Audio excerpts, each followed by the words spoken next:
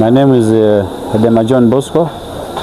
I come from Maracha East Constituency, Maracha District, and I've expressed my interest today to contest for the MP seat of the constituency because of the many problems that exist in our area, and our area is hard to reach area. Our area is hard to reach area, and we're underdeveloped. In about 20 to 30 years or 40 years from now, you will hear that Maracha will be one of the poorest districts in taking over the position of Karamoja, the way you heard about Karamoja. Because service deliveries are very poor, and it's not that the government is not working, but it's about lobbying. So we want to enhance the lobbying capacity so that people can be able to benefit from the government programs. We have a lot of government programs, but where we are, people are drinking water with the frogs, cows, goats, and everything. Dirty water and so on. If you come on ground, you can be able to see for yourself. So these are the kind of transformations that we need.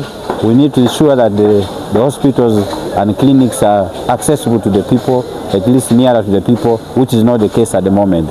And we also need to ensure that there are at least feeder roads that we have. The only major road we have is that comes from here and heading direct to Southern Sudan, the only tarmac road. However, we appreciate the government for that effort, but we want to see, at least if it's not tarmac road, we need other feeder roads that must be well developed and bridges constructed. Children are unable to go to school sometimes when the water levels are high because there are no bridges. So these are the things that I want to advocate for: infrastructure, education, not only education alone, but quality education for the people of Maracha, and that's what we are all about, and that's why I'm here today to pick this nomination, and we'll ensure that I will rally the women, the youth who have no jobs. We need to find a way of skilling the youth in the area so that they can be able to find some things to do for themselves. Because in our area, youth sit on the roadside because there are no jobs. Youth are dropping out of school because the poverty levels are high.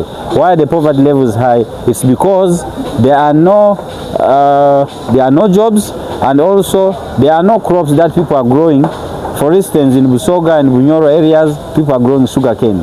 In Iluero, people are growing coffee and so on. So we need to get a crop that is a cash crop that people can benefit from and ensure that they can be able to manage and elevate the poverty. So these are major challenges that are really facing people. Children cannot be able to go to school. If this is the trend, then in the next 30-40 years, we are going to be rubbed out of the map of Uganda in terms of development, which is the case up to now.